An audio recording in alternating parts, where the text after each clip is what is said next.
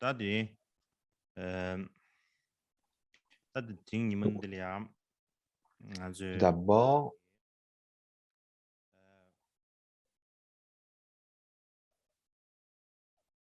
다 긴주 폼모래 나는 신기 잘람카네 는 신신한 게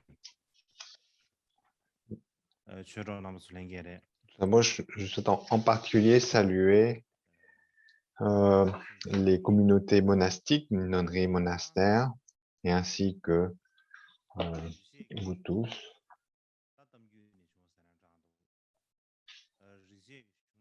Donc, hier, on avait parlé des Védas.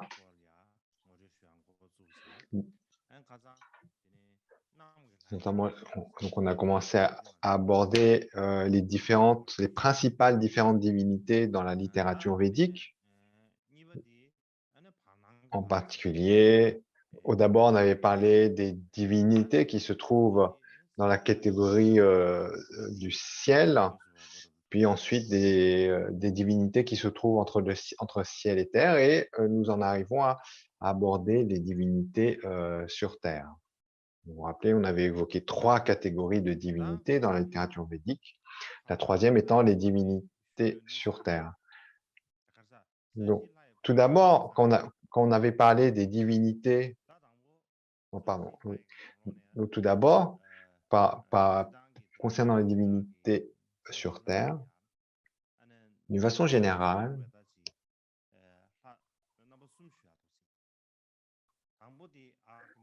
je vais principalement en parler 3 de ces divinités. Donc, tout d'abord, il y a Ani, la divinité du feu. Ensuite, Soma, c'est un peu comme la divinité de l'alcool, hein, ou aussi la divinité de la lune. C'est une divinité particulière. Et puis, la troisième, Prativi. Probablement, on peut dire comme étant la divinité de la terre. Et donc, je vais introduire ces 3 divinités de la catégorie terre. Donc, d'abord, la première de ces divinités associées à la terre est la divinité du feu. Donc, d'une façon générale, la divinité du feu, en fait, dans les temps très, très reculés, on parlait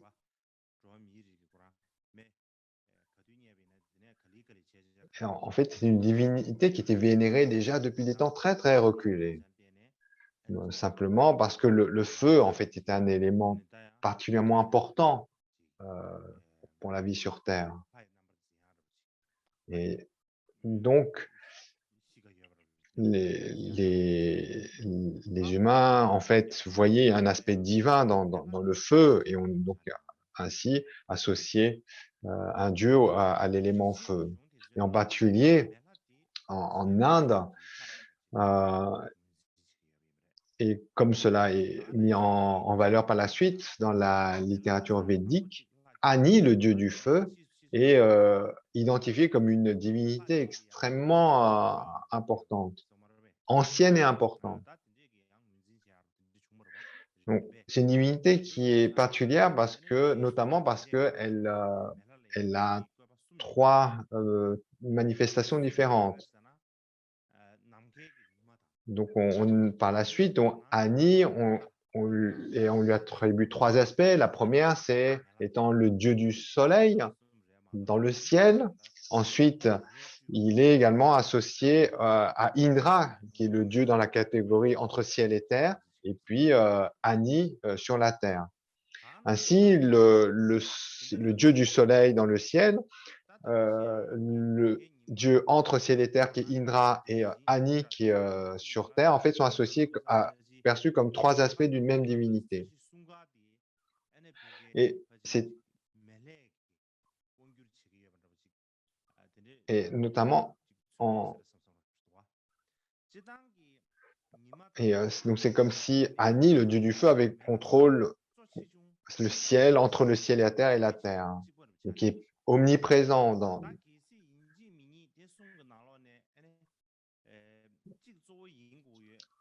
Et, et ces divinités qui sont dans la catégorie du ciel, entre le ciel et terre et ceux de la terre, sont à peu près de la même importance.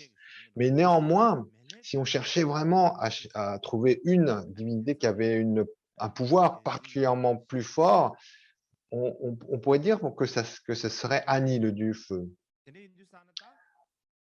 Et c'est pour cette raison, en fait, dans la littérature védique, le plus grand nombre de dîmes ou de louanges est d'abord adressé à Ani, et puis ensuite à Indra.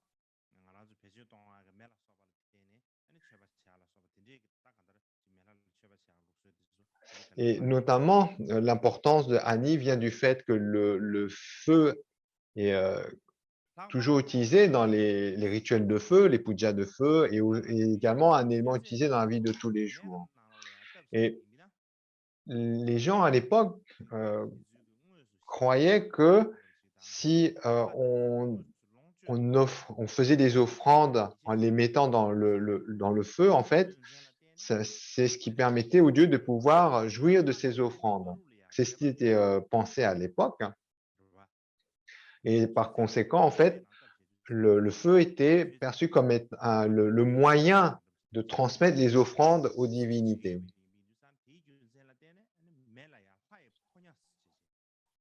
Donc, le feu était comme la connexion entre les humains et les dieux. Et notamment, donc c'est pour ça on parlait du feu comme étant le messager des dieux.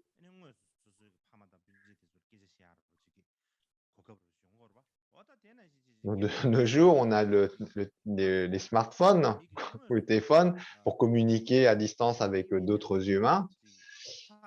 Et à l'époque, donc, on ne pouvait pas voir de nos propres yeux, on ne pouvait pas voir les divinités, mais néanmoins, la connexion, le téléphone qu'il y avait entre eux et nous, c'était donc le feu. Le feu était perçu vraiment, voilà, comme le moyen de communication avec les divinités.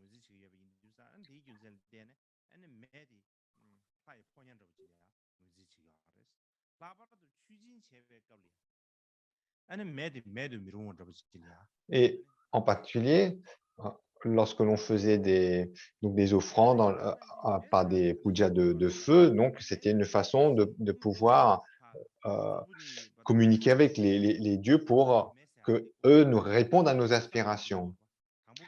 Et notamment, en fait, dans les pujas de feu, donc le feu était initié en frottant 2 bouts de bois. Et du fait que le feu, en fait, à l'origine, était produit de cette façon, lorsque les humains avaient contrôlé le feu, donc Ani, le dieu du feu, était perçu comme étant le plus jeune des dieux.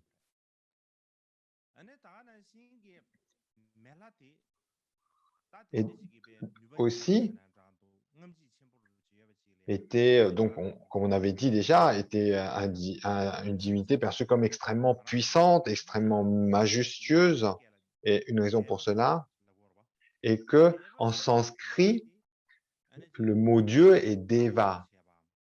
Et Deva, en fait, signifie illuminé, voilà, apparence lumineuse. C'est ça. Donc, le mot Deva est connecté au mot lumière. Donc, en fait, voilà, le mot Dieu avait la signification de apparence lumineuse. Et ainsi, en fait, il y a cette image que le pouvoir des dieux devenait dans le ciel, le pouvoir des dieux dans le ciel, en fait, devenait visible au travers de la lumière. Et pour les gens, le feu, en fait, génère de la lumière. Il a ce caractère qui le rassemble du ciel, du soleil dans le ciel. Et comme il considérait que les dieux dans le ciel étaient associés au soleil, et que Le feu également avait cette même qualité de lumière d'illuminer que le soleil. Donc, il pensait de façon très logique par cette connexion que le feu avait la qualité divine du rayonnement des divinités tel que le soleil. Et en plus de cela, le feu, à cette époque, était devenu un élément indispensable à la vie quotidienne. Et c'est la raison pour laquelle le feu, en fait, avait une telle importance aux yeux de la population à l'époque et qu'il y avait une telle vénération pour la divinité du feu.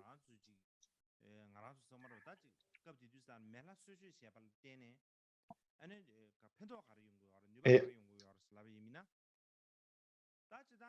ensuite, on peut se demander donc, quels sont les pouvoirs d'Ani, quelles raisons, en fait, il y avait tant d'offrandes adressées à Ani. Donc, parmi les incommensurables pouvoirs d'Ani, il y a donc le fait de dissiper l'obscurité, n'est-ce pas? De brûler les impuretés.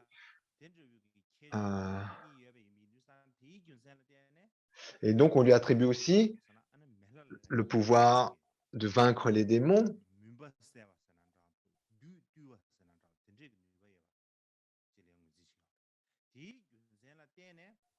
Et notamment,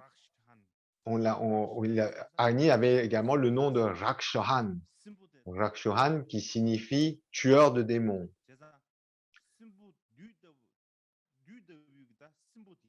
Donc ensuite, lorsqu'on parlait des démons ou des aspects démoniaques, on attribuait à Agni le pouvoir de tuer, d'éliminer les démons. Donc on l'appelait le tueur de démons. Et aussi, dans la période védique, lorsqu'on faisait chez soi un puja de feu, des offrandes par le feu, donc c'était on faisait ça comme quelque chose d'important. C'était fait chacun chez soi, dans son foyer.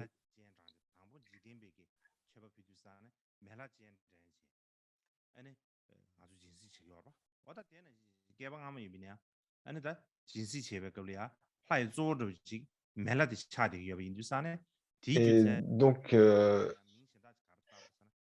donc c'est Girshapati. Et donc, en raison de cette importance, donc Ani avait été aussi appelé Ginapati, qui signifie donc le seigneur des foyers. Donc vraiment, donc l'importance du. Donc et puis aussi lorsqu'on faisait des offrandes, eh bien donc comme on a dit, c'était par le biais du feu pour faire ces offrandes aux divinités. Le feu était donc le moyen de transmettre ces offrandes. Et donc, de ce fait, Ani avait aussi pour nom Havyavahana, qui signifie le porteur des offrandes. C'est celui qui transmet, le transporteur de ces offrandes, qui amène ces offrandes aux divinités. Donc, c'était Ani qui en fait, donc, assurait la transmission de ces offrandes. Et puis, de la même façon, on l'appelait Duta, qui signifie le messager. Et non seulement cela, il avait d'autres fonctions, ce dieu, comme le fait de donner des règles aux êtres humains, de contrôler en fait, de discipliner les êtres humains. D'une façon générale, en fait, d'avoir la charge de réguler les lois du ciel et de la terre, et de ce fait, on lui attribuait le pouvoir de l'omniscience. On considère Ani comme étant un dieu omniscient. Et d'une façon générale, comme vous le savez,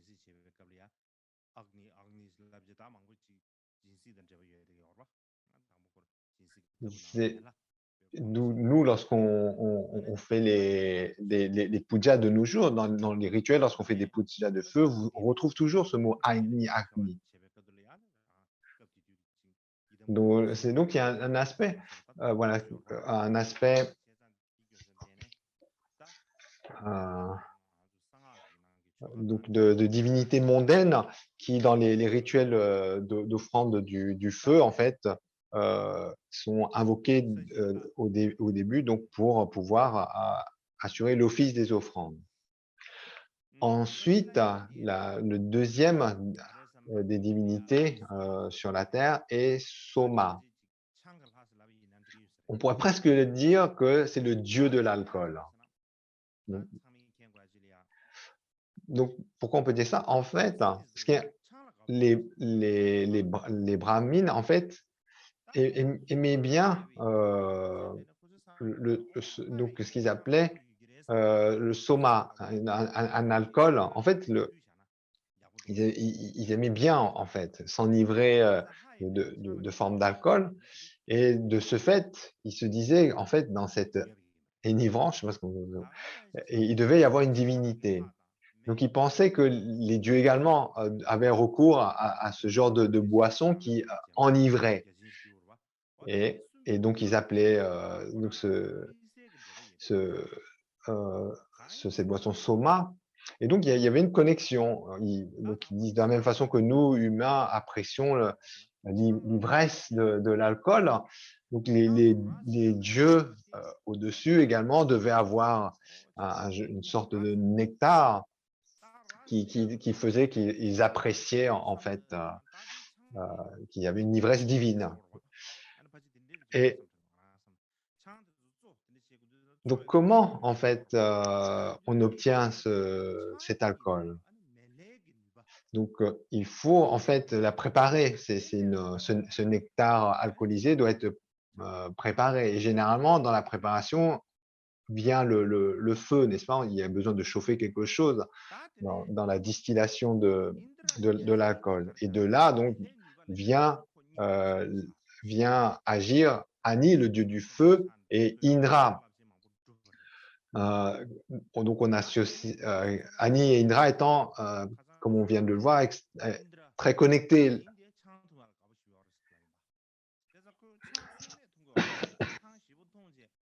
Et donc, il y avait l'image que euh, l'alcool, en fait, donnait du pouvoir à Ani.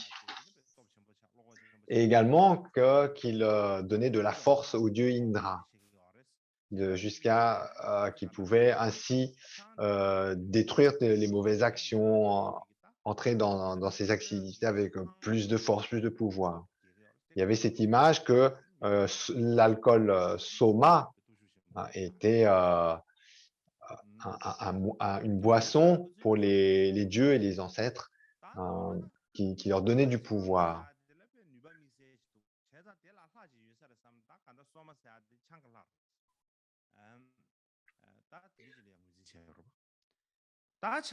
Donc, en fait, c'était un peu de la même façon que l'alcool chez leur alcool qui faisait ce qui s'appelle le soma, donnait aux humains du courage, une forme d'excitation liée à l'ivresse. Eh bien, ils associaient également que pour les dieux et leurs ancêtres, il y avait donc une sorte de boisson similaire qui donnait aux divinités plus de force, plus de joie, d'excitation.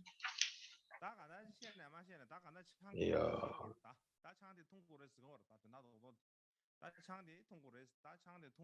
donc, il imaginait que comme les divinités, en fait, avaient recours à ce genre de boisson pour être plus fort, pour être plus excités par l'ivresse, eh bien, les humains aussi devaient boire ce genre d'alcool. Donc, de nos jours, dans les rituels, on parle d'amrita, n'est-ce pas, d'utsi en tibétain. On parle d'un nectar. Mais en essence, ce nectar, en fait, elle doit référer à cet alcool. Et lorsque les gens à l'époque buvaient cet alcool qui était associé au pouvoir des dieux, qui était consacré par les dieux. Donc, ils pensaient que c'était très bénéfique pour eux. Et ils se disaient que, en fait, de boire ce nectar consacré, qui était alcoolisé, en fait, donc également, euh, ça leur permettrait donc d'être connectés par rapport aux divinités et aussi avoir une longue vie. Et ce qui se passa par la suite, pendant la deuxième période védique, vers la fin de la période védique, donc le soma, la divinité de l'alcool, devint aussi la divinité de la lune. En fait, Soma, c'est également un des noms de la divinité de la lune. On a Chandra aussi, des fois, on l'appelle. Mais en essence, à l'époque de la période védique, donc les brahmanes buvaient de l'alcool et,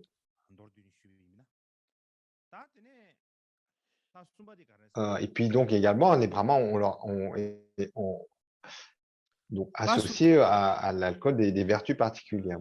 Donc tout ça en bref.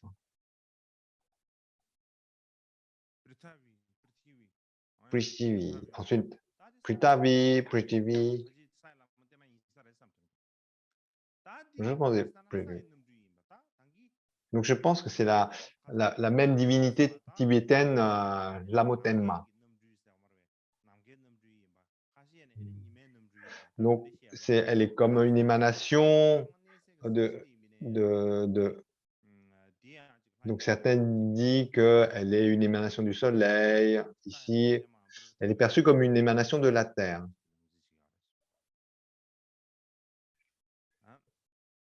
Voilà, donc comme on avait dit, certaines divinités sont considérées comme des émanations du ciel, du soleil, etc. Ici, Prithvi est considérée comme une émanation de la terre. Et donc, au départ, elle était très vénérée par la population parce qu'ils vivaient sur la terre. Donc, c'était comme leur support et donc ils reconnaissaient dans le support de la terre comme ce support comme étant une émanation de cette divinité. Mais cette ferveur, en fait, petit à petit déclina. Et au début, en fait, c'était une divinité qui était très vénérée, très respectée. Mais ensuite, petit à petit, cette vénération baissa. Donc, au départ, on l'apercevait comme étant la source de toute chose, puisque la terre, elle produit toute la nourriture qui vient, etc. Toutes les choses qu'on pouvait percevoir, en fait, naissaient de la terre. Et donc, elle était un peu comme la mère, la matrice de toute chose. Prithvi, c'était la déesse de la terre, celle qui faisait naître toutes les choses. Mais ensuite,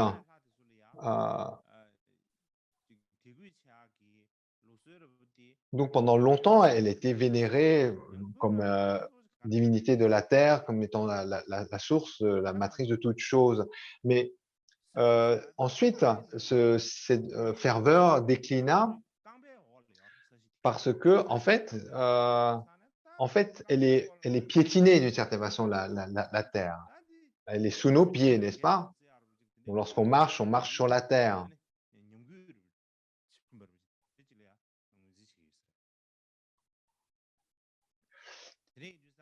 Et donc, par rapport aux autres éléments qui sont au-dessus de la terre, eh bien, petit à petit, par rapport aux autres divinités qui sont pensées venant du ciel ou de l'espace entre le ciel et la terre, celles-ci étant toutes perçues comme étant tout au-dessus, comme en piétinant d'une certaine façon au puits de vie. Donc, petit à petit, il y avait moins de ferveur vis-à-vis de cette divinité.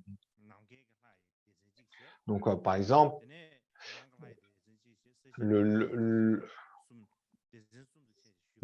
ciel, le feu, les éléments, etc., tous, en fait, sont perçus comme étant au-dessus. Et ensuite, donc là, on a abordé les principales divinités suivant la catégorie des divinités qui sont dans le ciel ou le paradis, ensuite ceux qui sont entre ciel et terre, et puis là, on vient d'aborder 3 principales divinités par rapport à la terre. Mais il y en a d'autres qui ne rentrent pas dans ces catégories, et donc vous pouvez le voir sur cette diapo. Donc les divinités qui ne sont ni dans la catégorie des dieux du ciel, ceux de entre ciel et terre, et ni des divinités de la terre. Donc la première divinité, c'est Yama. En tibétain, on l'appelle le seigneur de la mort, Shinjie. Ensuite, c'est Sarasvati, c'est une importante déesse. On va détailler après. La troisième divinité, Brahaspati. Et la quatrième, Purusha. Et donc d'abord, Yama. Yama. Donc à propos de Yama,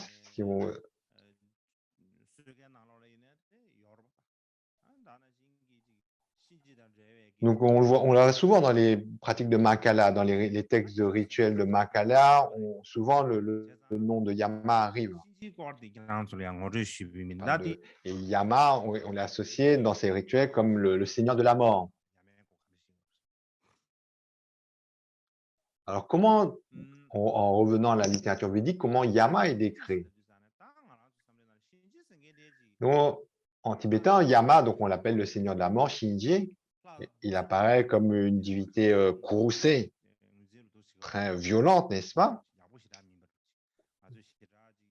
Donc, lorsqu'on parle du seigneur de la mort, on pense à une divinité courroucée, féroce, pas très, très bonne.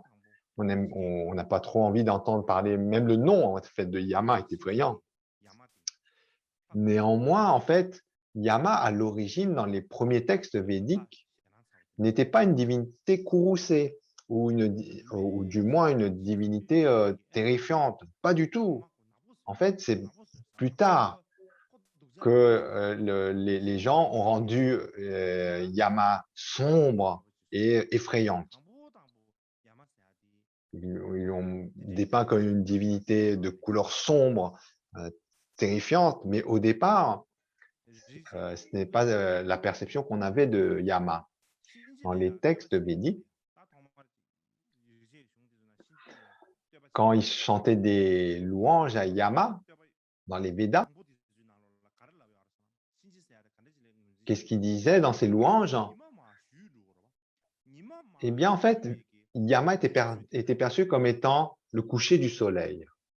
Dans les louanges, on parlait de Yama comme le coucher du soleil. Le soleil qui se couche, en fait, symbolise la mort. Donc ainsi, le coucher du soleil, dans leur image, symbolisait le Seigneur de la mort, symbolisait la mort.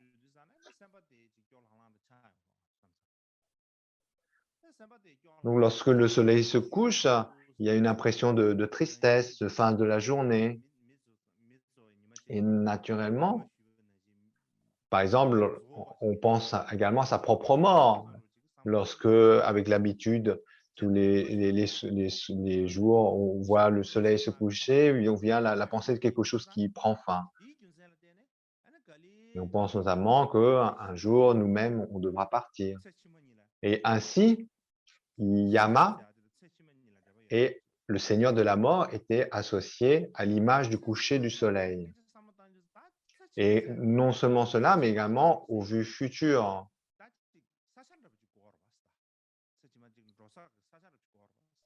Ça veut dire, il y a bien l'image il doit y avoir on parle de vue future, il doit avoir une destination, n'est-ce pas? On doit aller quelque part.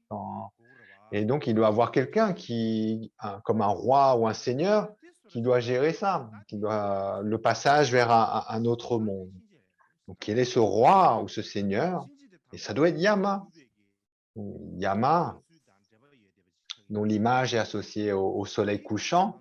Donc, ça doit être comme cette divinité qui, en fait, va assurer le transfert de cette vie qui prend fin vers la nouvelle vie.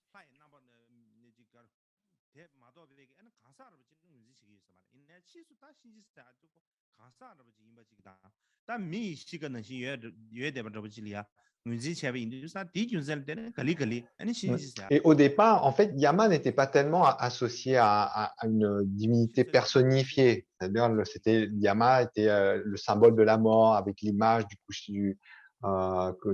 soleil couchant. Mais ensuite, c'est plus tard où, en fait, Yama est perçu comme étant un roi ou un seigneur qui va, en fait, réguler le passage de cette vie à la suivante, qui va régir tout cela.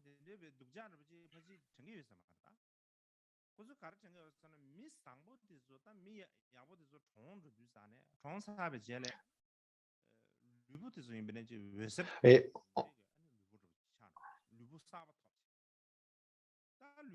et en particulier, donc, petit à petit, quand on va donner un caractère ou un trait divin à Yama, donc à ce moment-là, on parle de lui comme le seigneur de la mort, celui qui régit le passage vers l'autre vie. Et notamment, les gens pensaient que les bonnes personnes qui mouraient, en fait, ils accédaient à leur nouveau corps par des rayonnements de lumière pour atteindre donc un paradis lumineux et joyeux.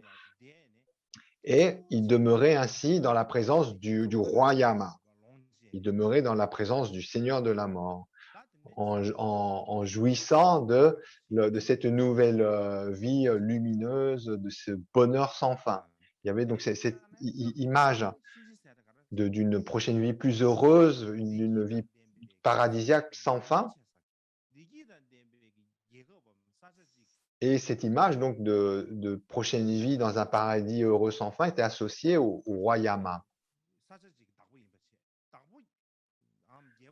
Tout simplement parce que donc ce paradis, s'il y avait un paradis où on pouvait où les bonnes personnes pouvaient accéder dans la vie suivante, s'il y avait un tel paradis, il devait y avoir un roi, n'est-ce pas?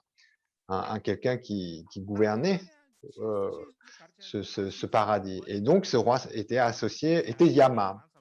Mais ensuite, plus tard, Yama changea. Au départ, ce n'était pas du tout une divinité courroucée, comme on vient de le voir. Mais ensuite, les différentes traditions non bouddhistes,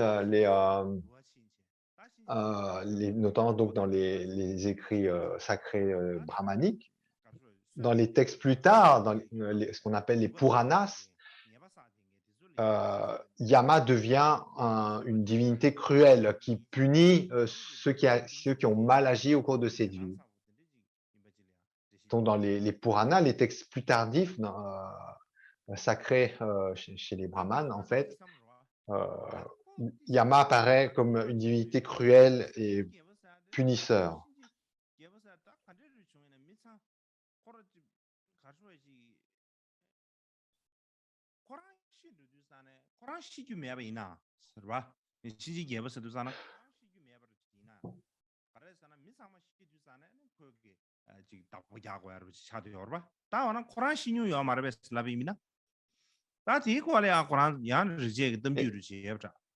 Ensuite, il y a une histoire dans les Védas, en fait, par rapport à la durée de vie de Yama. En fait, dans la littérature, c'est assez intéressant. En fait, Yama est identifié comme étant la première être à mourir. En fait, dans leur vue, il y avait l'image que, comme quoi, dans des temps très anciens, il y a eu une période où les gens ne mouraient pas, une période qui était libre de maladies, de souffrances, d'un paradis passé. Et il y avait un roi qui régissait cela. Et donc, Yama était en fait considéré comme étant comme le premier roi du monde, dans un monde qui était sans souffrance, où le temps était sans fin.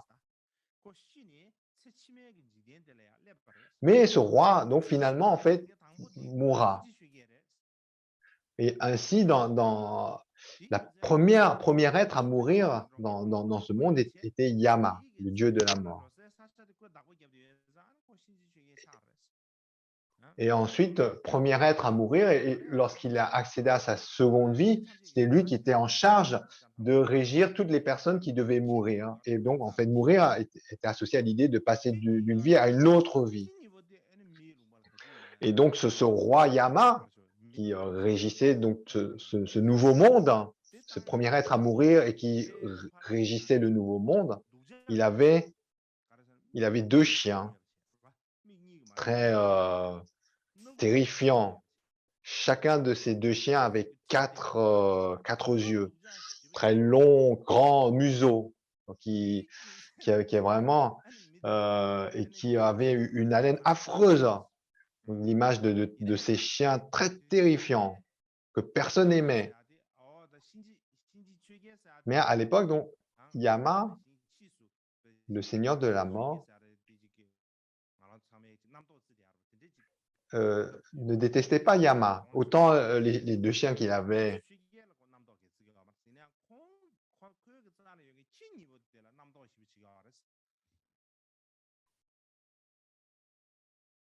voilà, les pensées, à l'époque, les gens ne pensaient pas de mal à Yama, mais en fait, n'aimaient pas vraiment. Bon, ces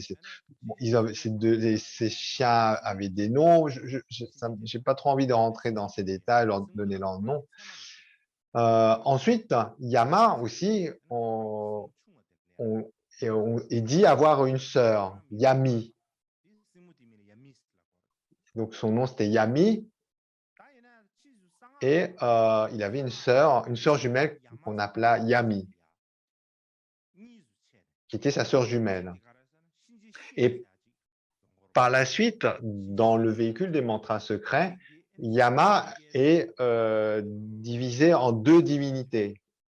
Une c'est Yamantaka et l'autre Yamaraja, le roi des enfers. Celui qui punit ceux qui ont mal fait. C'est on dit le roi des enfers. Donc Yama prit dans les mantras secrets deux formes différentes.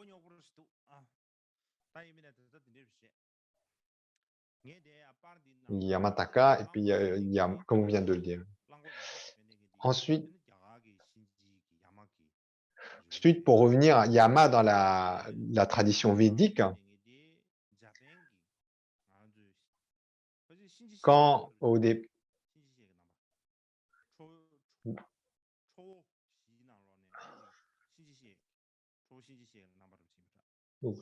là sur la diapo, donc vous avez trois représentations de Yamataka, une sur la tradition chinoise, une japonaise et une indienne. Donc Yama en chinois on dit déjà Yama.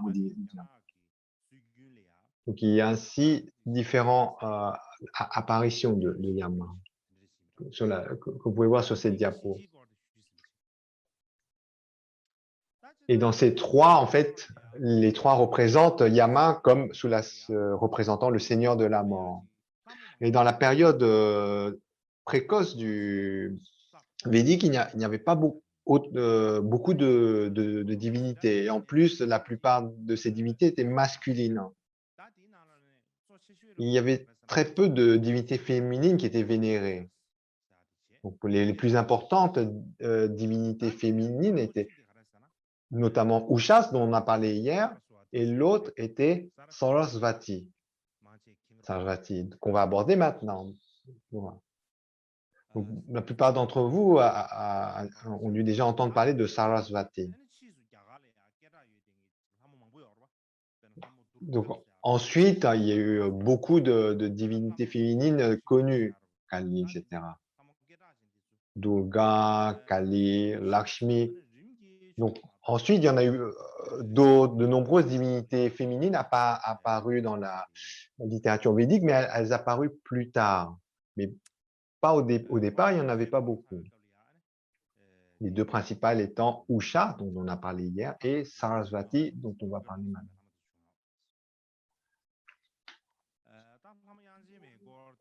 En fait, à l'origine des Védas,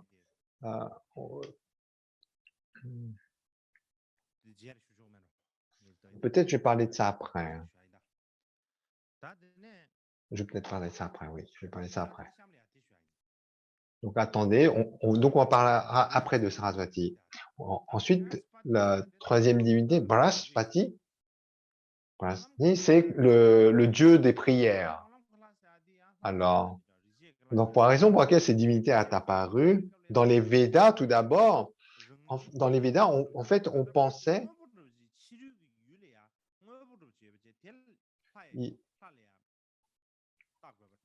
donc ils pensaient, comme on avait dit, les divinités venaient de l'environnement extérieur, le ciel, entre ciel et terre, de l'environnement, etc. Le vent, etc., le feu. Et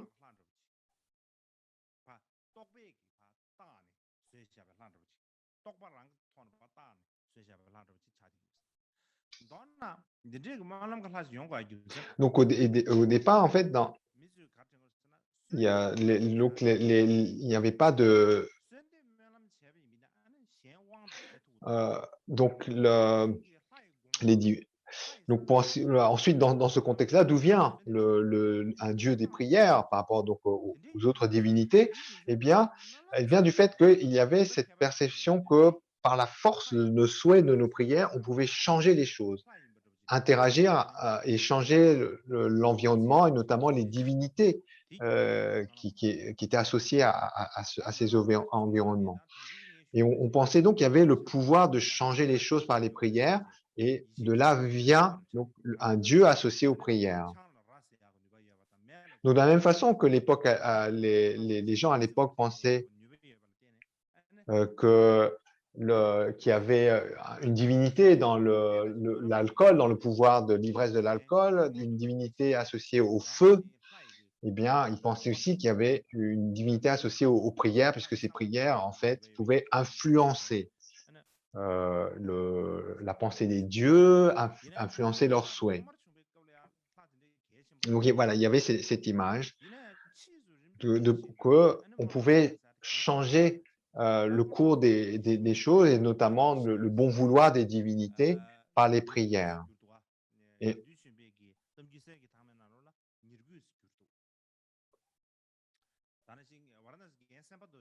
Gu, donc ça c'est le mot tibétain, pardon.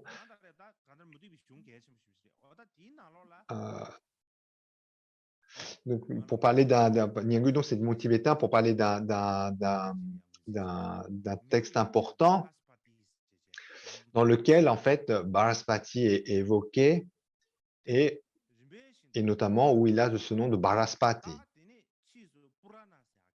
Et ensuite, plus tard, donc ça, en fait, au départ, lorsqu'on parle de Bharaspati, en fait, c'est dans les Upanishads, la deuxième catégorie des textes védiques, juste après les textes appelés mantras. Et donc là, donc il y a un texte en particulier dont on a donné le nom tibétain. Et puis ensuite, dans les Puranas, qui sont des textes plus tardifs des Védas, on reparle à nouveau de Bharaspati. Et dans ces textes-là, Bharaspati, le dieu des prières, est juste considéré comme un des plus importants parmi les trois divinités principales, et notamment, donc on le voit un peu comme créateur du monde.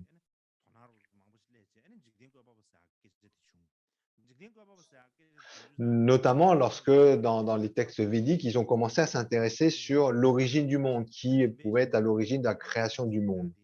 Et à ce moment-là, donc, il y a eu cette pensée que Bharaspati, que ce dieu des prières, en fait, donc Brahma, parmi les grandes divinités comme Vishnu, etc.,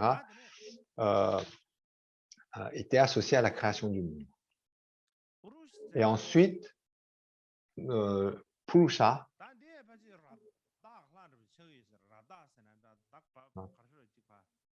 Donc Purusha, en fait,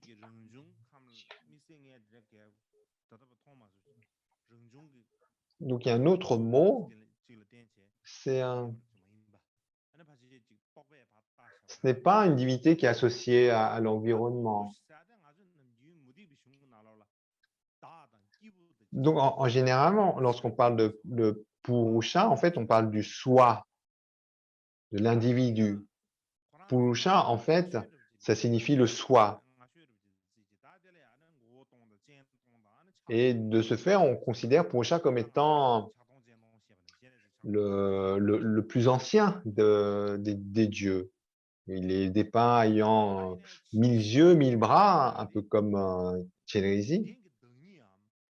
Donc c'est ensuite, plus tard, Purusha est identifié comme ayant la nature du monde. Donc ensuite, on peut parler de conscience, de soi. Donc, par exemple, lorsqu'on l'on parle, on pense que tout vient d'un soi, tout vient d'un soi, de la conscience, de l'esprit. Et donc, de ce fait, en fait, Purusha a pris un intérêt particulier, une importance particulière. Et les gens avaient un intérêt particulier vis-à-vis de cette divinité. Donc, comme on dit dans le texte, dans les textes bouddhiques, tout est émanation de l'esprit. Et donc, il y avait cette image également. Tout vient du soi, et donc, notamment dans les louanges, dans les textes de védiques. Et ces prières étaient particulièrement importantes, notamment parce que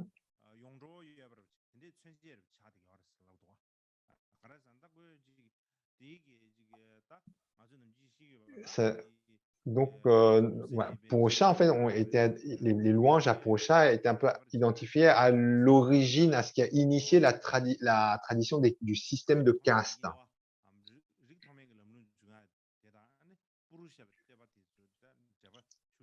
Donc, la tradition des castes est intimement liée à, à l'apparition des louanges à Purusha. Donc voilà pour l'introduction des divinités dans le panthéon védique. Ensuite, je vais parler. Donc il va y avoir une pause d'une demi-heure, n'est-ce pas? On va avoir une pause d'une demi-heure. On va faire maintenant une pause d'une demi-heure et on continuera à parler de cela juste après cette pause. Tout d'abord, donc, on va revenir sur Saraswati. Donc, on avait parlé de Saraswati, la déesse Yangchen, qu'on appelle Yangchenma en tibétain. Saraswati, en résumé, dans les Rig Vedas,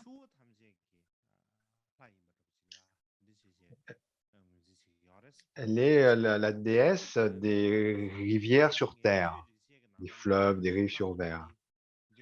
Et en particulier dans le Rig Veda. Donc, globalement, dans le Veda, c'est la déesse des fleuves, des rivières, etc.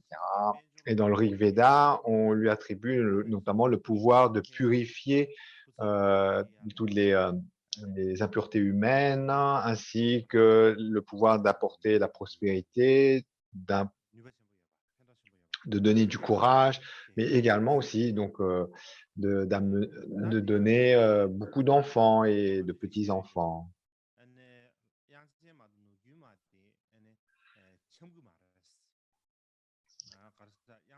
Comment dire?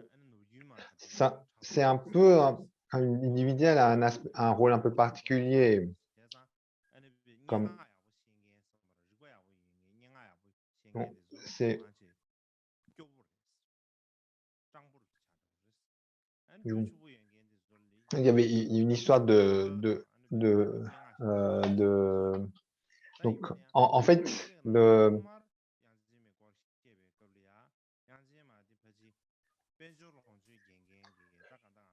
ensuite, donc, comment cette divinité, elle a été devenue associée à la poésie, le langage, etc.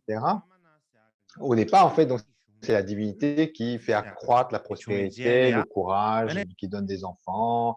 Mais ensuite, dans l'apparition des brahmanas, qui sont en fait la deuxième catégorie des Védas, elle devient la divinité associée au langage, à l'habilité dans l'art de l'écriture, de la parole, le débat, l'intelligence. Et encore plus tard, elle devient Lakshmi. Lakshmi, donc qui est et notamment dans le véhicule des mantras secrets, Yangchenma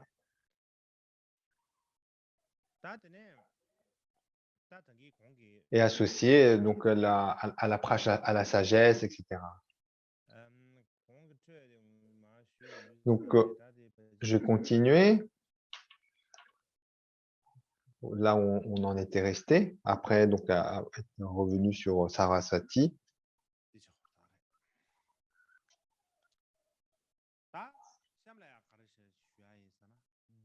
Alors ensuite, maintenant, on va parler des démons,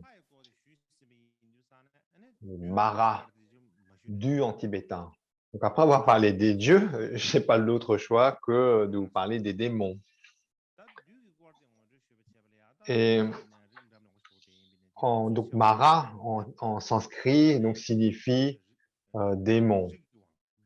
Du en tibétain, Mara en sanskrit, et on distingue différentes classes de démons, notamment trois. La première classe étant les asuras, ou comme en tibétain, on appelle ça les demi-dieux, les non-dieux.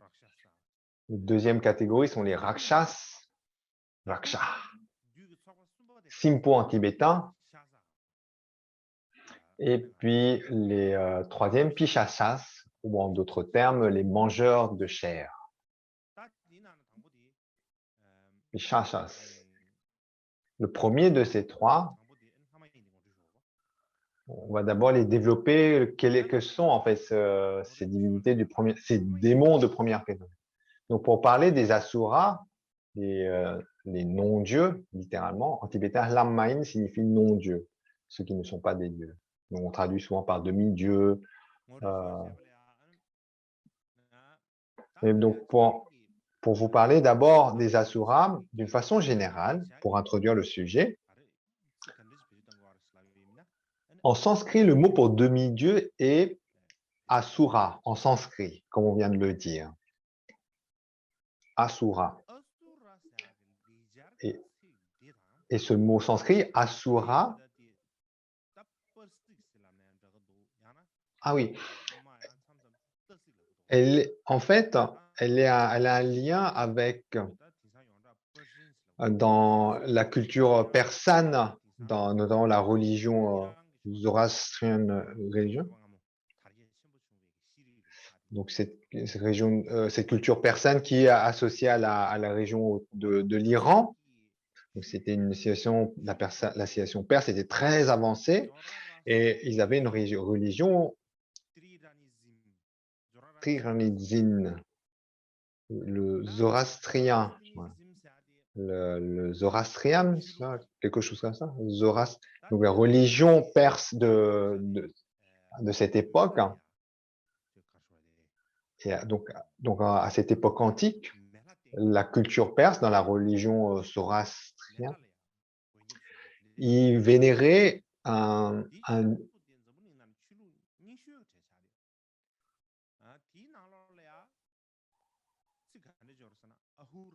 et dans Ahura, voilà. Donc en fait, dans la religion perse, est considérée comme vraiment une des plus anciennes religions. Et dans cette religion, ils vénèrent notamment Ahura. Et pourquoi on parle de cette divinité? Parce que en fait, le mot Ahura dans cette religion perse, en fait,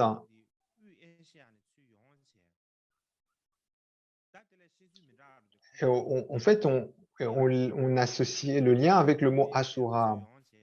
Et en fait, comme on avait évoqué, les peuples aryens quand qui ont migré vers l'Est. Donc une partie a été en Inde, mais donc une aussi a été dans la région perse. Donc, donc il y a eu deux groupes migrants en Asie du Sud-Est, pardon, à l'Est, lorsque les Aryens migraient vers l'Est, une partie allait dans les régions du Punjab et l'autre allait vers la région de l'Iran. Et c'est cette deuxième peuple migratoire qui, en fait, donne la civilisation perse. Donc, il y a un lien, en fait, entre les Aryens qui arrivent d'abord en Inde et ceux, en fait, qui constituent la civilisation perse. Et donc, il y a un lien entre la civilisation perse et la civilisation aryenne en Inde. Et par conséquent, même au niveau du langage, on voit des similitudes entre la civilisation perse et puis celle des Aryens de la vallée de Punjab. Et notamment, parmi ces liens, il y a le mot Asura en sanskrit qui signifie demi-dieu.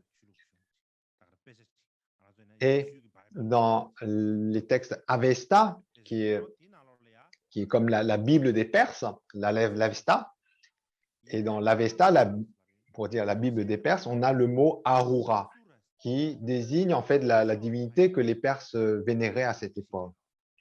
Alors, qu'est-ce qui se passe ici? C'est qu'on retrouve une liaison entre les deux mots, mais le sens est différent. Dans le sens où Ahura est le dieu de la lumière dans la civilisation perse, alors que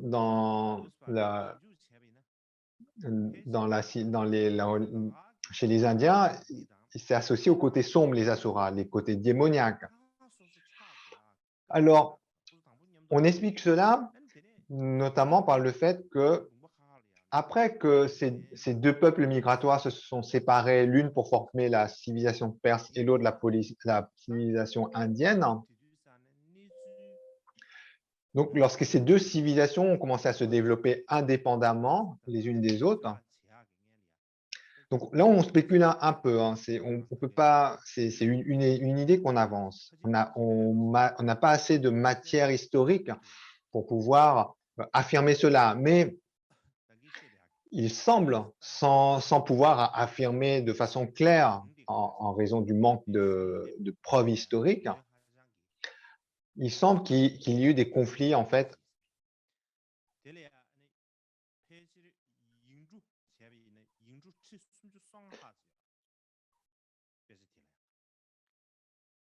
donc de ces conflits en fait vient c'est cette différence au niveau de la compréhension de la perception de ces mots. Ensuite, pour revenir à l'Avesta, donc cette Bible de la religion zoroastrienne, la religion perse, de la civilisation perse antique, c'est un ouvrage très élaboré qui contient probablement plusieurs dizaines de milliers de mots. On dit qu'il a été, il a été écrit sur 1200 peaux de mouton. On dit que pour pouvoir coucher par écrit toute cette Avesta, cette Bible, il a fallu 1200 peaux de mouton. Et cette œuvre a été compilée aux alentours de moins 400 ans avant notre ère. Mais néanmoins, lorsque l'empereur grec Alexandre le Grand envahit la Perse, en fait, il détruit ce texte sacré, cette Avesta. Donc, il a brûlé le texte et à cause de cela, il n'y a en fait on dit qu'en fait, il n'y a qu'un ouvrage qui a survécu en fait suite à cette invasion. Et ensuite, Asha Kanika, la dynastie Ashkaniya, donc, en fait, cette Avesta, cette Bible a été à nouveau recompilée. Et à la fin,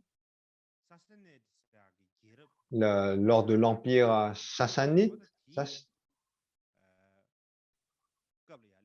Donc, c'est tout, donc tout ça, en fait, on parle de l'Empire perse hein, jusqu'à présent. Donc, ils ont pu compiler et finaliser cette compilation. Donc, le texte que nous avons actuellement de cet Avesta, si on compare le texte antique, probablement, en fait, ce n'est qu'un tiers de l'Avesta à l'origine. Donc, il est très incomplet. Mais néanmoins, le tiers qui reste, en fait, demeure extrêmement important pour la compréhension de la civilisation antique. En bref, lorsqu'on utilise le mot Asura, d'où vient l'origine des Asuras, les demi-dieux? On ne peut pas dire ça précisément, mais néanmoins, d'après le Rig Veda, tout au début dans le Rig Veda, le mot Asura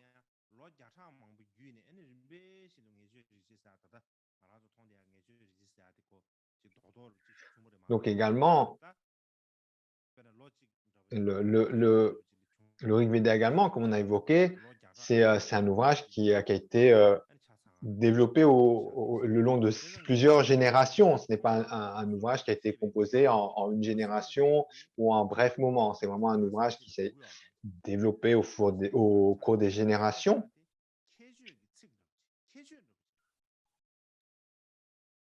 Et à l'origine, dans les premiers textes du Rig Veda, en fait, le mot Asura apparaît comme un adjectif. Il ne désigne pas un individu. Et en fait, lorsqu'on parlait de certains dieux qui avaient de très grands pouvoirs, donc on parlait de Maya.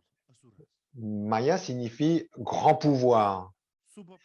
Et en fait, lorsque ces super pouvoirs avaient un côté un peu sombre, eh bien, on les qualifiait, ces super pouvoirs, de Asura. Donc, c'était l'adjectif Asura était là en fait pour qualifier le pouvoir de ces dieux, suivant qu'ils étaient bons. Et par conséquent, par exemple, on utilise cet adjectif pour qualifier les divinités Varuna ou Indra.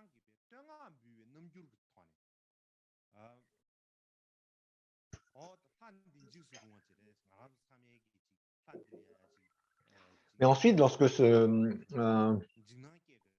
mot apparaît dans les textes de louange pour les pratiques d'offrande, il apparaît comme un mot terrifiant pour parler de pouvoir démoniaque à ce moment-là. Et ensuite, plus tard, petit à petit, ce qui se passe, c'est que ce mot Asura devient un nom pour désigner un type de divinité.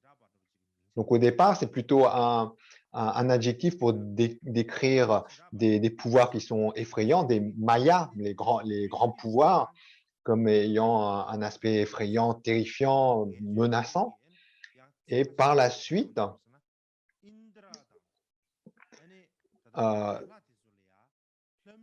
et donc il désigne un type de demi-dieu. Et par exemple, dans le Rig Veda, Indra et Ani, ils sont qualifiés comme étant les tueurs d'Asura. Et à partir de ce moment-là, en fait, à partir du moment où dans le Rig Veda, on parle ainsi de Indra et du Ani comme tueurs de Asura, en fait, Asura, à ce moment-là, donc, prend le nom d'un nom et est identifié comme désignant un type de démon. Mais au départ, en fait, Asura, c'était un adjectif. Et ainsi, l'usage du mot a changé avec le temps. Et encore plus tard,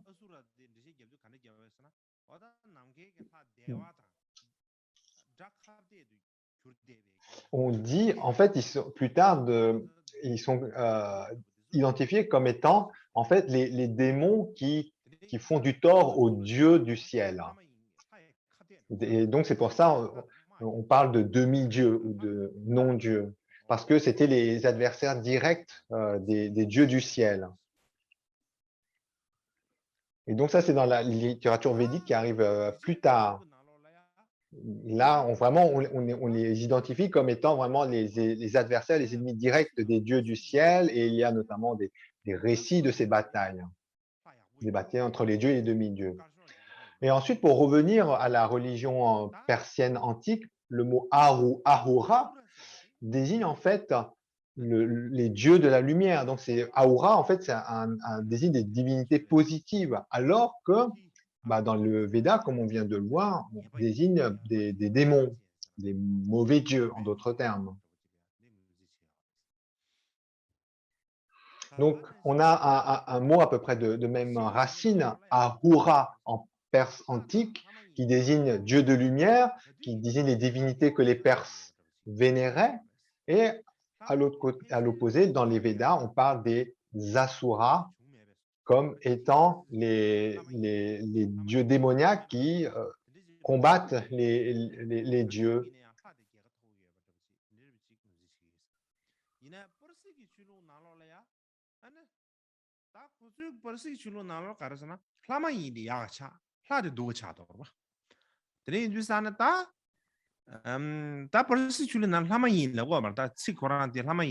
ensuite,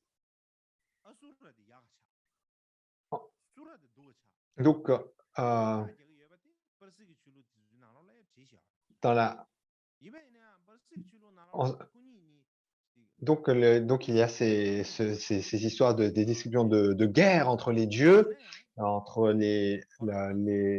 donc, euh, dans la tradition perse antique, donc ils pensaient que ces dieux étaient à peu près de même force. Donc les Aura qui étaient considérés comme des dieux de lumière, donc des dieux qui vénéraient, non pas comme les Asuras dans le Veda. Donc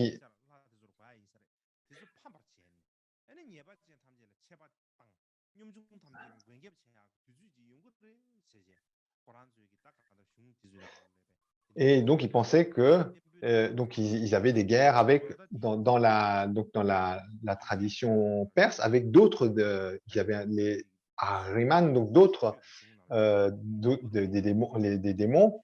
Et donc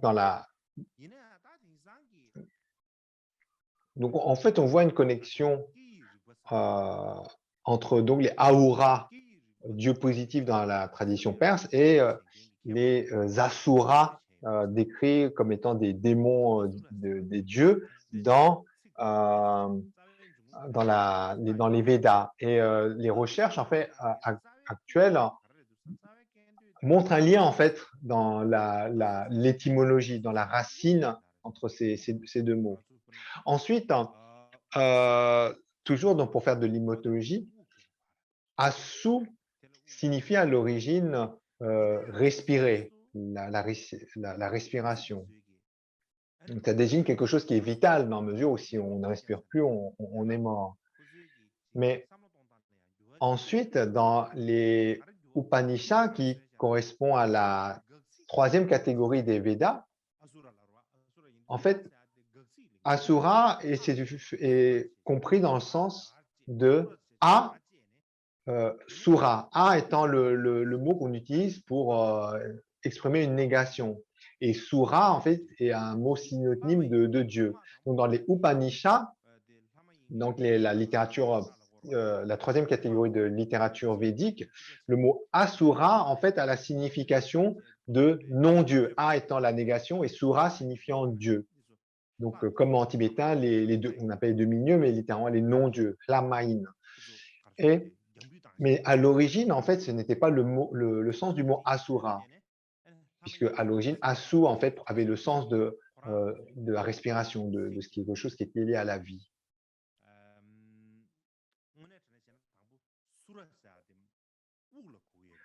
En fait, ce qu'on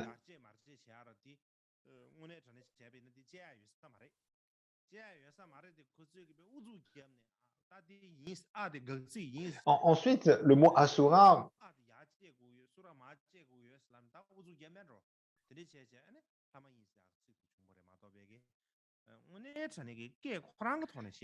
en fait, donc c'est d'une certaine façon, au niveau de la langue, le mot Asura n'a jamais été un mot en deux parties. Et donc, donc, à l'origine, c'était pas, comme on avait dit, à l'origine, Asu, donc signifiait la respiration.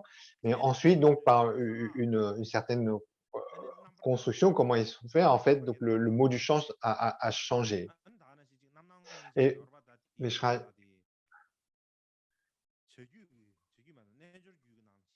donc, par exemple, bon, dans les tantras, dans le yoga tantra, on a Berochana, donc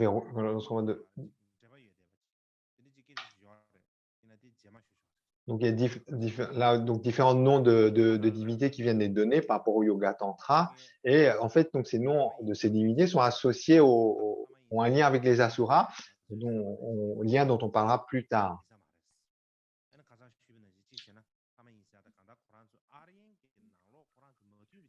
Et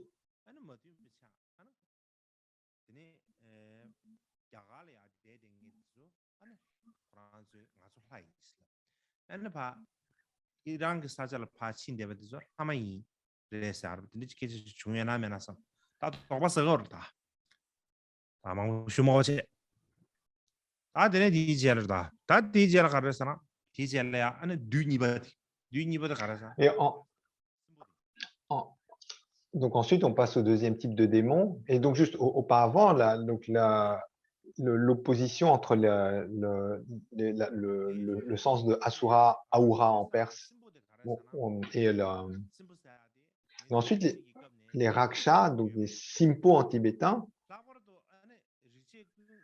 sont évoqués dans le Rig Veda. Et donc dans les 4 Védas, les 4 Védas ont évoqué, on voit leur apparition dans l'Atara Veda.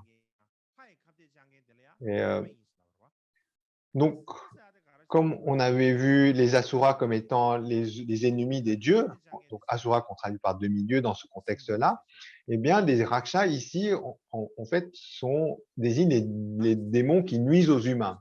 Les Asuras nuisent aux dieux, les Rakshas nuisent aux humains. Et comment ils nuisent aux humains? Ils prennent différentes formes physiques pour cela. Différentes formes, telles que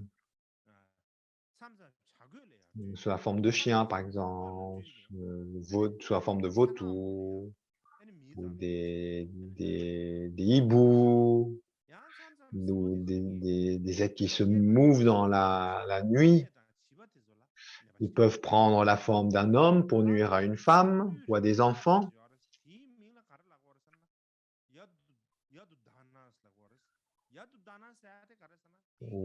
Par exemple, on dit on peut prendre possession d'un père de famille et puis ensuite tourmenter le foyer. Et en particulier, il y a une classe de Raksha qu'on appelle les Yatudana, ou sorciers. Et leur particularité est qu'ils mangent la chair humaine ainsi que la chair de cheval, ils boivent du lait de vache, et en fait, de cette façon, ils causent du tort à la fois aux humains et au bétail. Ils peuvent aussi prendre, donc ils nuisent aux humains et au bétail parce que donc ils se nourrissent de la chair humaine et du lait et de la chair du bétail. Et puis aussi, ces rakshas peuvent prendre la forme d'une nourriture empoisonnée qui rend malade.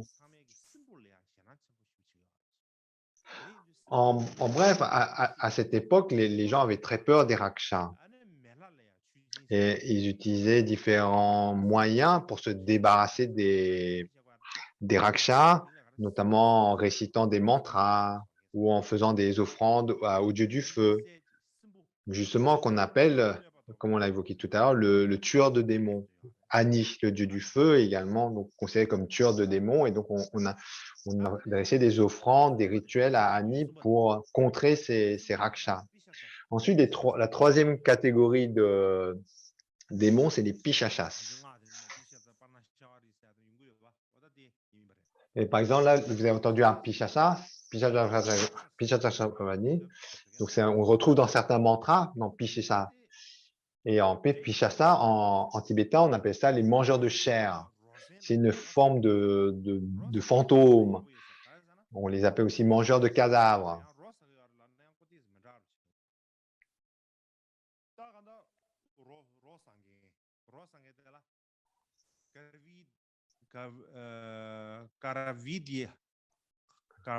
Donc, on les dit Karavida. Ça, c'est le mot Karaviet. Donc, ça, c'est le mot sanskrit. Karaviet, je ne sais pas comment on le prononcer. Karavida, Karaviat. Donc, pour parler donc de ces pichasa qui sont mangeurs de cadavres.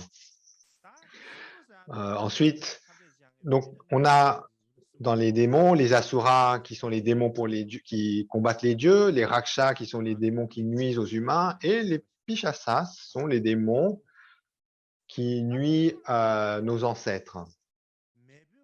Et comment on nuit à nos ancêtres? Eh bien, en mangeant les corps des ancêtres, les cadavres des ancêtres. Et à l'époque du Rig Veda, en fait, il n'y avait pas de crémation.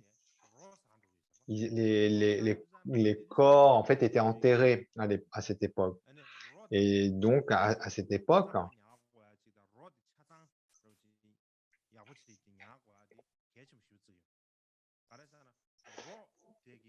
ils pensaient très important de préserver le corps intact, le corps d'une personne décédée. Et donc, on faisait de son mieux pour protéger son corps en pensant que ça serait bénéfique pour la suite.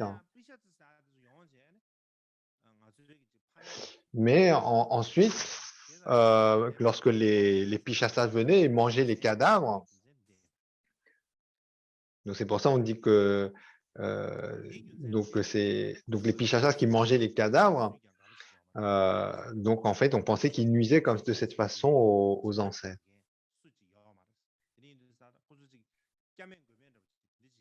Et donc, comme c'était des démons qui étaient très terrifiants, donc il n'y avait pas aucun rite particulier pour adresser à ces démons.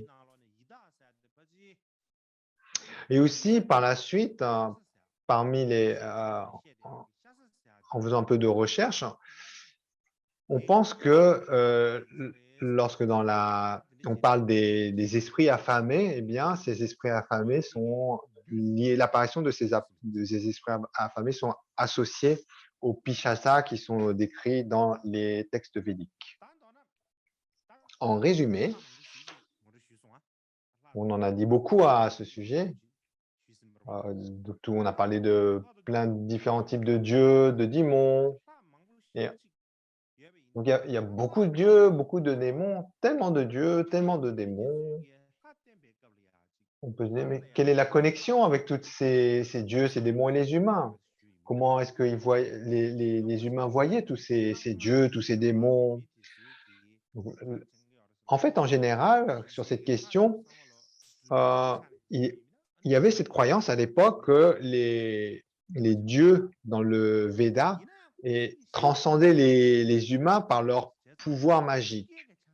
Mais néanmoins, au niveau de leur caractère, leur comportement, ils étaient très semblables aux humains. Et en particulier, les dieux védiques.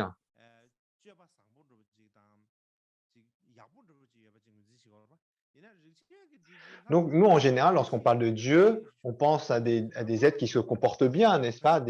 Mais dans le panthéon des divinités du Veda, en fait, les dieux font différentes choses, hein, pas forcément des bonnes choses.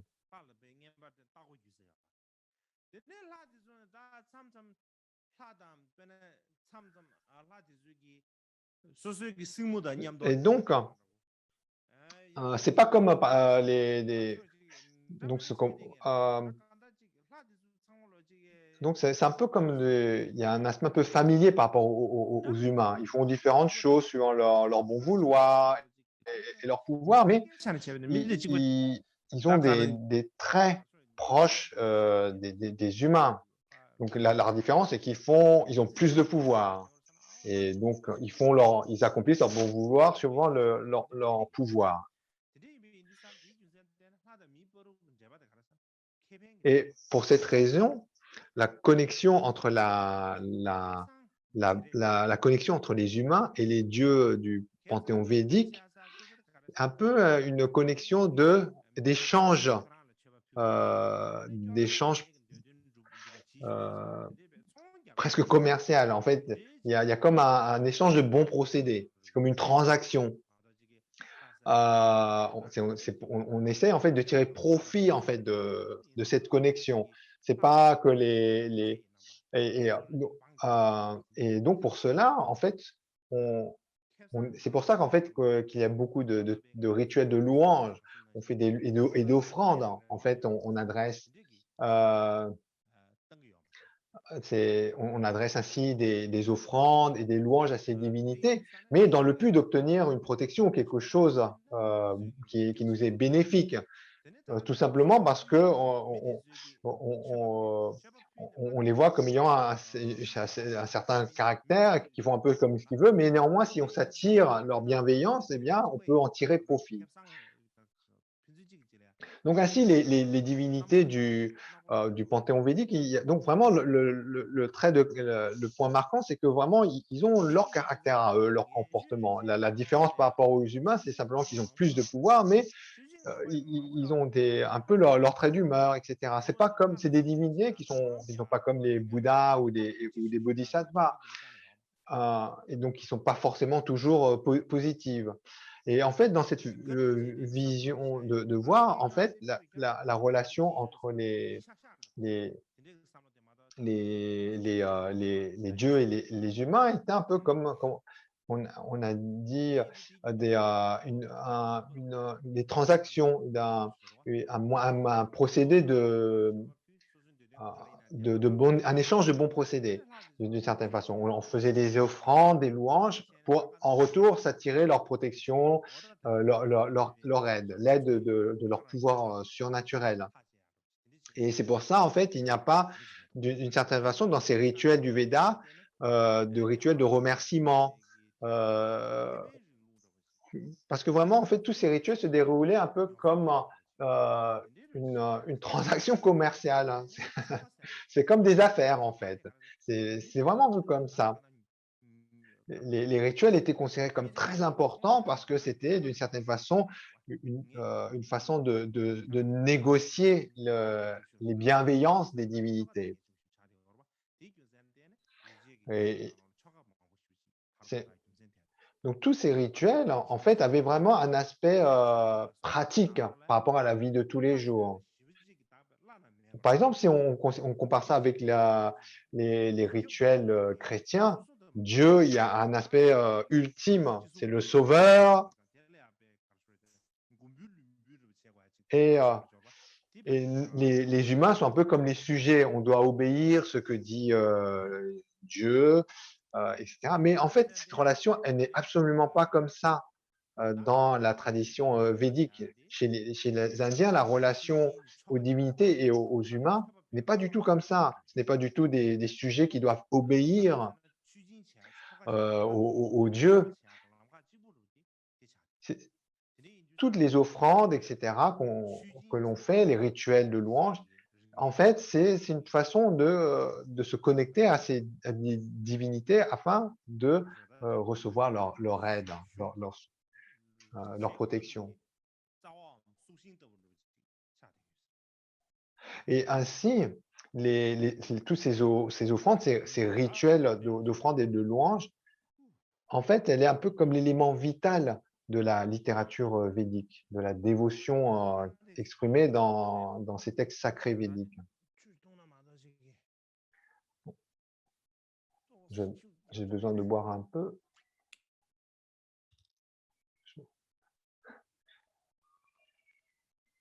Je pense que J'ai beaucoup poussé dans mes efforts et je me sens sans force, j'ai besoin de boire un peu. 大项目呀，各个的呀，这日些各个的呀， Ensuite, 全切别个，全个切别个的呀， pendant la période védique, juste donc comme on vient de dire, les rituels d'offrande constituent l'élément vital de la littérature et de la littérature védique. Et par conséquent, donc, il est indispensable de parler de ces rituels d'offrande. Et au départ, comme on l'avait évoqué précédemment, au départ, il n'y avait pas de lieu de rituel d'offrande. Il n'y avait pas de temple, pas d'endroit où on se rassemblait pour faire ces rituels. En fait, ces rituels d'offrande se passaient dans les foyers, foyers privés. Et donc, ils avaient besoin d'un foyer, comme vous voyez sur la diapositive. Donc, d'un côté,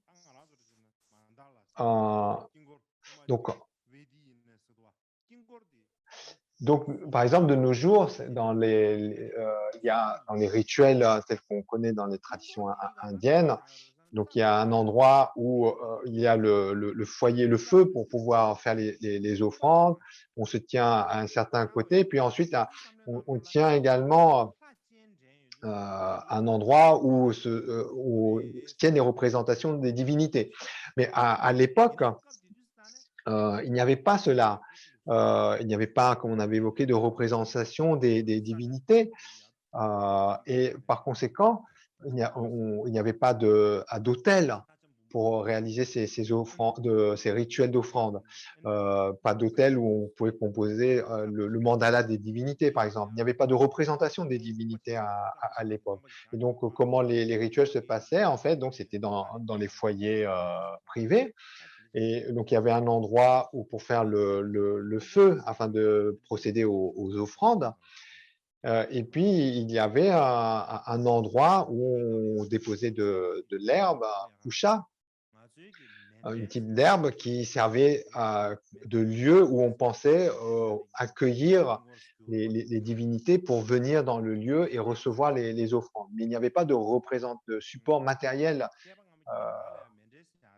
en dehors donc de simplement le fait de recouvrir d'une herbe un endroit pour inviter les divinités à recevoir les offrandes et à assister au rituel.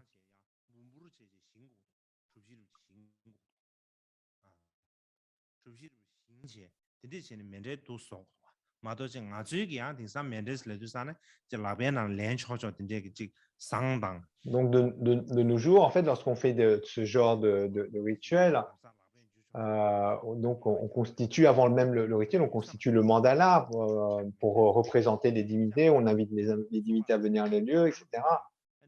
Donc tous les mandalas dans nos traditions. Donc on doit les faire nous-mêmes. On doit tout d'abord, ensuite il faut construire avec comme vous voyez sur la diapositive, avec de l'argile, quelque chose pour pouvoir faire le foyer de feu.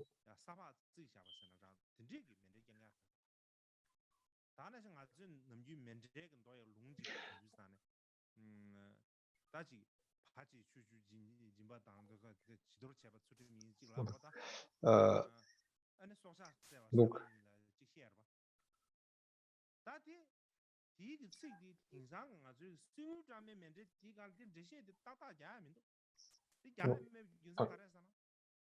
donc, par exemple, là, lorsqu'on tient le mandala dans la main, une base du mandala, donc, comme dans les pratiques du mandala. Donc, tout d'abord,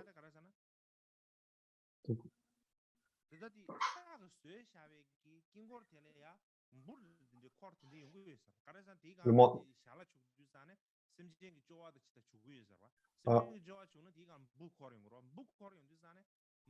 Donc, lorsqu'on fait les rituels, le mandala, donc à l'époque, il faut faire attention. Avec tous les il faut purifier. Donc, on parle de donc, quand on a par exemple la base de mandala en métal, comment on peut avoir donc les insectes? Enfin, on parle de purifier le mandala avec les insectes. Donc, par exemple, on met du miel sur le mandala à l'époque. Les mandalas à l'époque étaient faits à partir d'argile et de feu. Pardon. J'en parlais de cela plus tard. Ensuite,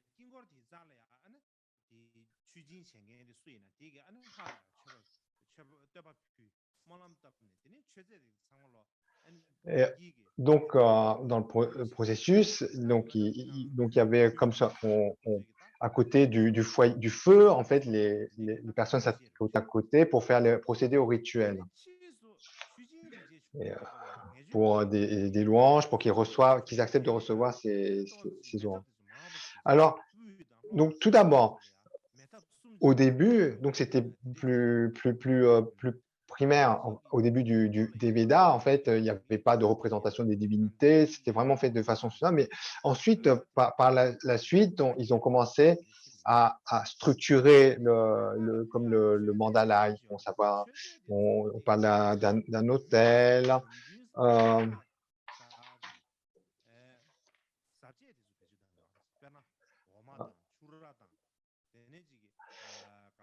Et ensuite, lorsqu'on parle donc de rituels d'offrande, qu'est-ce qui était offert? Généralement, c'était les choses que les humains eux-mêmes consommaient, donc de la nourriture humaine, enfin la nourriture que les hommes mangeaient,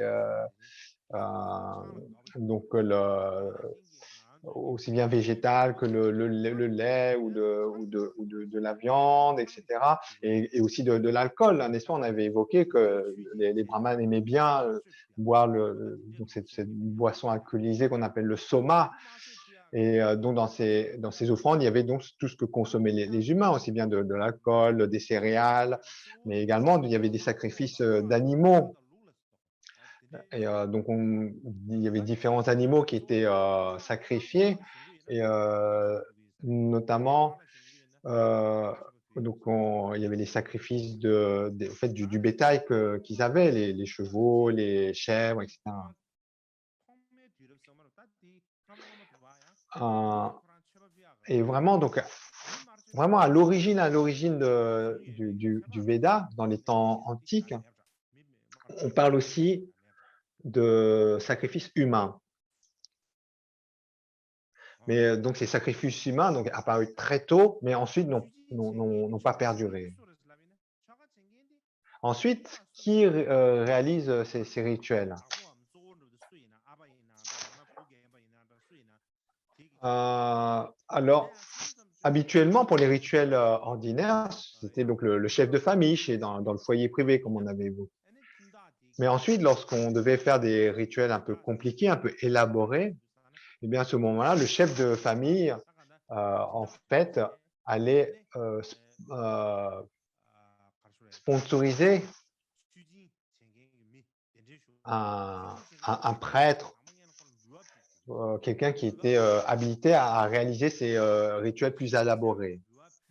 Dakshana. Donc, dakshana, c'est le mot utilisé pour parler des offrandes qu'on faisait aux prêtres pour faire ces offrandes, pour faire le rituel d'offrande. Alors ensuite, ces prêtres qu'on invoquait, je ne sais pas trop comment on prononce, mais donc en fait, c'est le nom de ces prêtres qu'on invitait pour réaliser ces rituels d'offrande élaborés.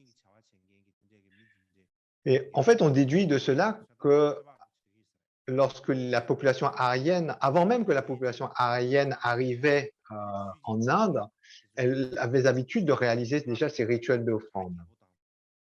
Et ensuite, lorsque le Rigveda apparut en Inde, le rôle des prêtres dans la population aryenne, en fait, devint vraiment vraiment puissante. Et il y a eu différents types de prêtres et de rangs de prêtres. On peut parler en fait de ces prêtres un peu comme des kempo. C'est comme dans le Rigveda, on utilise le mot Rigvej. Donc c'est un peu comme des kempo de rituel. Et il y avait 4 types de prêtres, de Rigvij. Dans ces 4, donc par exemple, pour faire un rituel, il fallait ces 4 types de prêtres. Et ces prêtres, en fait, ils partageaient le travail pour accomplir le rituel. Donc, les 4 Rigvij, donc c'est les 4 prêtres tibétains, les 4 Kempo d'offrande. Donc le premier, c'est Advaryudu, qui est celui qui fait un peu qui fait des offrandes. Le deuxième, celui qui fait des louanges. Le troisième, celui qui fait... mais peut-être qu'on va parler de ça plus en détail après-demain, parce que demain, c'est le jour de repos. C'est un jour de repos pour vous, mais pas pour moi. C'est un jour en fait où j'ai beaucoup de choses à faire pour préparer. Mais on va rester là pour aujourd'hui. Et on parlera donc des prêtres d'offrande, les 4 types de prêtres d'offrande, on en parlera plus en détail. Donc celui qui fait les offrandes, celui qui prépare les offrandes, celui qui fait les louanges, celui qui accomplit les offrandes, le prix. Et en fait, lorsqu'on parle des origines des mantras secrets,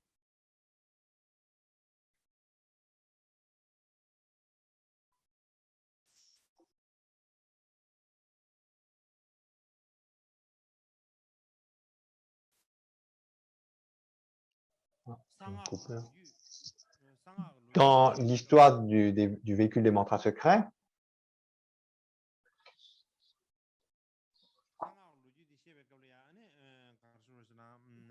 donc comment dire, dans l'histoire des mantras secrets,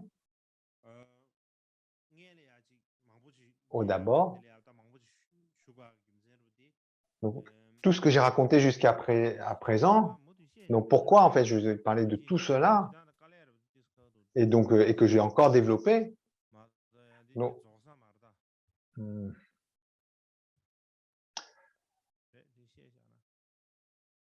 peut-être, je pense qu'il vaut mieux que j'en parle maintenant, sinon je ne vais jamais avoir le temps de finir. Donc ces 4 prêtres d'offrande, de rituels d'offrande, on revient au Rig Veda cette fois. On revient au Rig Veda et pendant les offrandes, les rituels d'offrande, chacun de ces 4 prêtres avait des fonctions différentes. Le premier, qu'on appelle Advaryu, c'est celui qui prépare les offrandes. Advaryu, il prépare les offrandes. Donc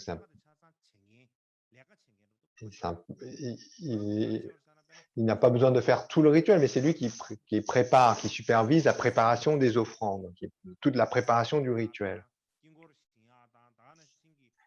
Par exemple, il mesure la place de lieu où ça se fait, c'est lui qui définit les dimensions, qui délimite le mandala, etc. Là où on place le feu, où est-ce qu'il faut placer le feu, s'il y a des animaux qui sont sacrifiés, comment il faut préparer tout ça, donc, toute la préparation des offrandes.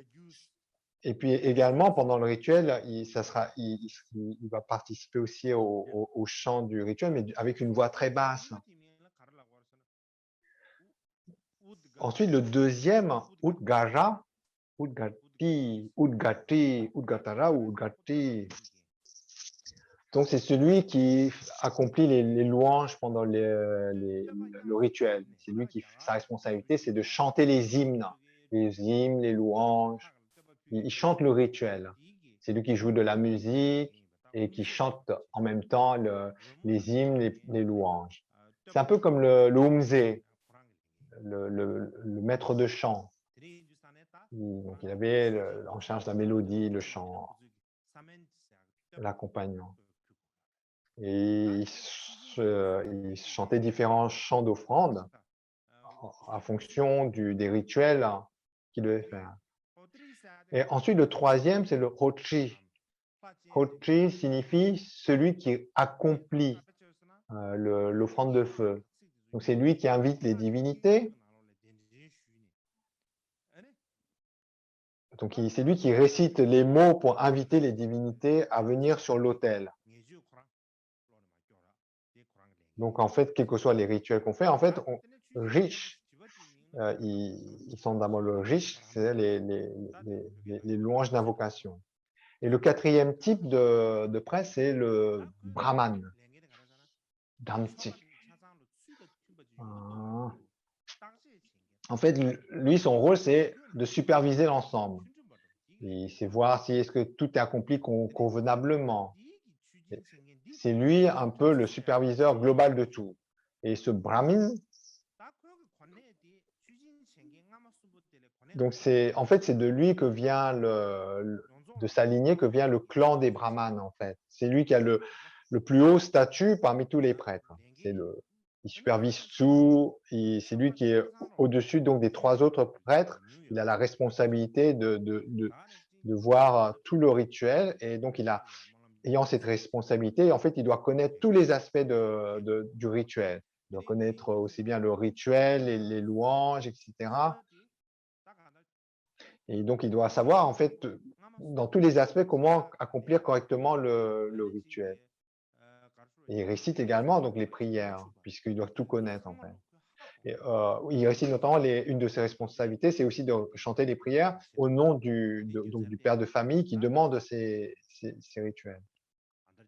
Et par conséquent, en fait, compte tenu de sa responsabilité, il doit être très entraîné dans tous les aspects du rituel pour savoir les faire lui-même.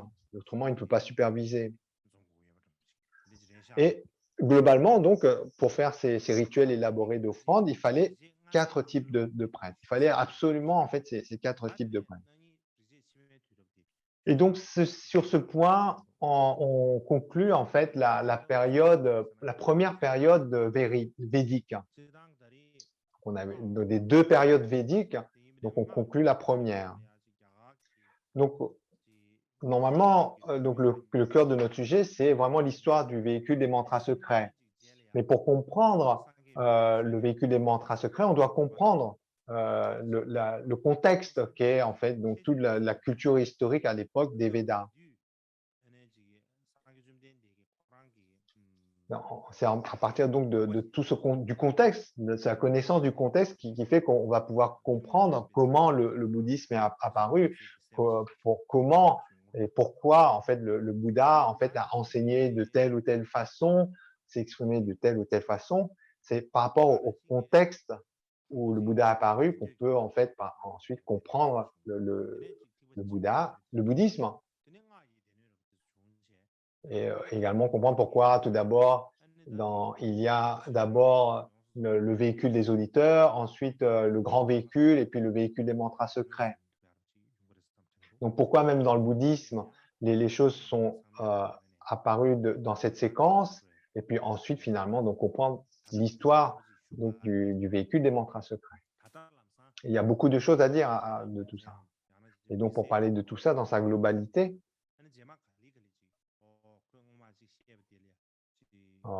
donc le contexte est nécessaire. Donc, par exemple, lorsqu'on y réfléchit un peu, après on se dit, mais oh, il doit y avoir une raison, pourquoi le Bouddha a enseigné de cette façon, pourquoi il utilisait tel ou tel terme, qu'il a procédé de cette façon.